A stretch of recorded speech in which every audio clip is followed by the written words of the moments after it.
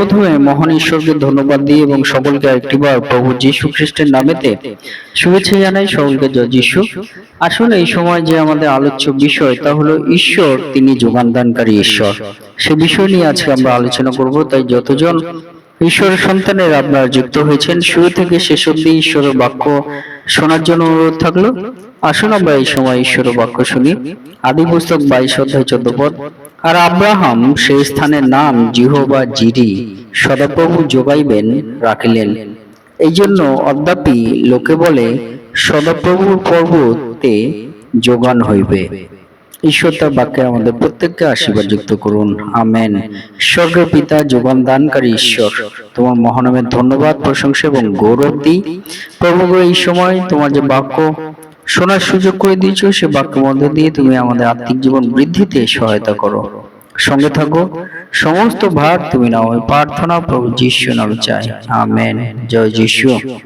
আজকে আমরা দেখি আমাদের পিতা ঈশ্বর, তিনি আমাদেরকে এই বাক্যের মধ্য দিয়ে বলেন যে তিনি আমাদের যোগান দানকারী ঈশ্বর, যিনি আমাদের যা কিছু আমাদের জীবনে প্রয়োজনীয়তা আছে, সেই প্রয়োজনীয়তা অনুযায়ী তিনি আমাদেরকে যোগান দান করেন।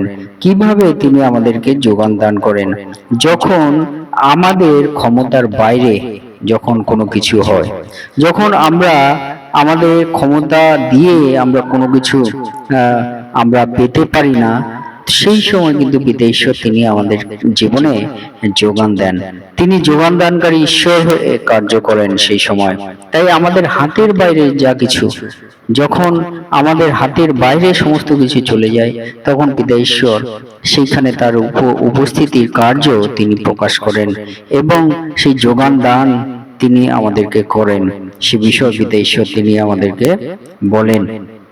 এবং যদি আমরা দেখি 2 করন্থীয় 1 অধ্যায় 8 পদ। কারণ হে ভ্রাতৃগণ, এশিয়ায় আমাদের যে ক্লেশ ঘটিয়াছিল, তোমরা যে সে বিষয়ে অজ্ঞাত থাকো, ইহা আমাদের ইচ্ছা নয়। ফলত আত্যন্তিক দুঃখভারে আমরা শক্তির অতিরিক্ত রূপে ভারগ্রস্ত হইয়া পড়িয়াছিলাম, এমনকি জীবনের আশাও ছাড়িয়া দিয়াছিলাম। Amen, hallelujah. পিতা ঈশ্বর তিনি আমাদেরকে বলেন, যেই বাক্যের মধ্য দিয়ে তিনি আমাদের জীবনে যোগান দানকারী হন। যখন আমরা আমাদের শক্তি দিয়ে আমরা ভারগ্রস্ত হয়ে পড়ছি, সেই শক্তি দিয়ে আমাদের যা আমাদের জীবনে সেই ব্যবহার কার্য তা আমরা করতে পারছি না আমাদের জীবনের শক্তি দিয়ে, তখন পিতা ঈশ্বর তিনি আমাদের জীবনে কিন্তু যোগান দানকারী হন। যখন আমরা আশা ছেড়ে দিই আমাদের জীবন থেকে যে আর কিছু হবে না, তখন কিন্তু পিতা ঈশ্বর তিনি আমাদের জীবনে যোগান দানকারী ঈশ্বর হয়ে কার্য করেন। হালেলুয়া। যখন আমরা ক্লেশ, আমরা আমাদের জীবনে কষ্ট আসে, সেই সময় পিতা ঈশ্বর আমাদের জীবনে যোগান দানকারী ঈশ্বর হিসেবে আমাদেরকে সান্ত্বনা প্রদান করেন। তাই ঈশ্বর কিন্তু তিনি আমাদের জীবনে এইভাবে আমাদের জীবনে যোগান দান করে চলছেন। হালেলুয়া। আমরা সেই এলিশা, সেই তার জীবনের যে বিষয়, এলিয়া তার আমরা যদি দেখি, তার খাদ্যের প্রয়োজন ছিল, খাবারের প্রয়োজন ছিল, কিন্তু কাক এসে সেই এলিয়াকে খাবার জুগিয়ে দিয়েছিল। সে পাহাড় পর্বতে ছিল, সেখানে খাবারের যোগান ছিল না, কিন্তু পিতা ঈশ্বর সে কাকের মাধ্যমে, তার মাধ্যমে সেই এলিয়াকে যে খাবার জুগিয়ে দিয়েছিল। আর এই মধ্য দিয়ে আমরা দেখতে পারি যে পিতা ঈশ্বর তিনি যোগান দান করে থাকেন। কিভাবে, কার মধ্য দিয়ে, কার দ্বারা, এটা আমরা বলতে পারবো না, কিন্তু পিতা ঈশ্বর তিনি কোনো না কোনো মাধ্যম দ্বারা তিনি আমাদেরকে যোগান দান করে থাকবেন। হালেলুয়া। যেমন এলিয়াকে তিনি করেছিলেন। হালেলুয়া। এবং আমরা সেটি কিভাবে এই আব্রাহামের জীবনেও যোগানের প্রয়োজন ছিল। সেই আব্রাহাম তিনি তার যে সন্তান, সেই সন্তানের জীবনের যে ঘটনা, সেই ঘটনা থেকে আমরা তার জীবনে একটা ওঠাপড়া বা একটা ক্রাইসিস, একটা কষ্টকর মুহূর্ত, তার জীবনে একটা মহাপরীক্ষার মুহূর্ত তার জীবনে পড়েছিল। সেই সময় সে, যদি আমরা চিন্তা করি, তার কাছে যোগান দান করার মতো কোনো কিছুই ছিল না, যে কিভাবে সে তার যে সমস্যা তা থেকে সে উদ্ধার পাবে। কিন্তু ঈশ্বর তিনি সেই সমস্যা থেকে, মহাপরীক্ষা থেকে তিনি যোগান দান করেছিলেন, এবং তার যে উদ্দেশ্য ছিল সেই উদ্দেশ্য, সেই যে ঈশ্বরের যোগান দানের মধ্য দিয়ে তিনি সিদ্ধি করেছিলেন, কার্যকর করেছিলেন। তো এইভাবে আমরা দেখতে পারি আব্রাহামের জীবনেও কিন্তু পিতা ঈশ্বর তিনি যোগান দানকারী ঈশ্বর হয়ে কার্য করেছিলেন। তাই বলছে, বরং আমরা আপনাদের, প্রথম করিন্থীয় 9:10 বলছে, বরং আমরা আপনাদের অন্তরে এই উত্তর পাইয়াছিলাম যে মৃত্যু আসিতেছে, যেন আমাদের উপরে নির্ভর না দিয়া মৃতগণের উত্থাপনকারী ঈশ্বরের উপর নির্ভর দিই। তিনি এত বড় মৃত্যু হইতে আমাদিগকে উদ্ধার করিয়াছেন ও উদ্ধার করিবেন, আমরা তাহাতেই প্রত্যাশা করিয়াছি যে ইহার পরেও তিনি উদ্ধার করিবেন। Amen, hallelujah.